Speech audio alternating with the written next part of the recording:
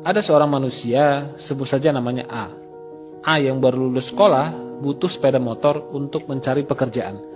Ayahnya yang seorang buruh pabrik memberikan motor bekasnya yang masih bagus untuk dipakai A mencari pekerjaan.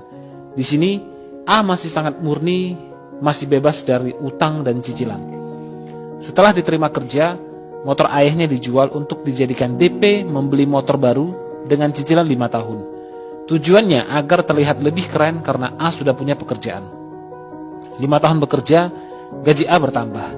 Kemudian motornya dijual untuk dipakai DP mobil baru dengan cicilan 5 tahun, tujuannya agar terlihat keren. Setelah itu, A bekerja lebih keras dan rajin untuk membayar cicilan mobilnya. 10 tahun bekerja, akhirnya A menikah dan memiliki anak. Kemudian A meminjam uang dari kantor untuk dipakai DP rumah dengan cicilan 25 tahun. Agar terlihat mapan secara finansial. Setelah itu, A bekerja makin keras dan lembur sampai tengah malam setiap harinya untuk membayar cicilan rumah dan membeli perabot untuk mengisi rumahnya yang kosong. 20 tahun bekerja, kebutuhan A semakin tinggi.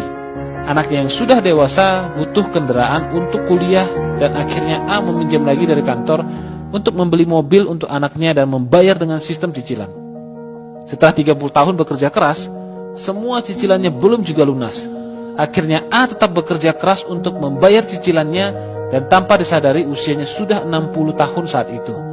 A sudah ingin pensiun untuk menikmati hidup di masa tua, tapi A tidak bisa melakukannya karena cicilannya masih banyak.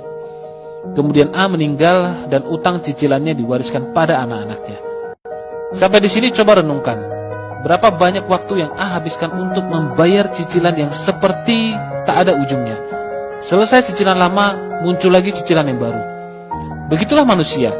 Lahir di dunia ini tak pernah menyadari untuk tujuan apa sebenarnya Tuhan menciptakan dia hidup di dunia ini.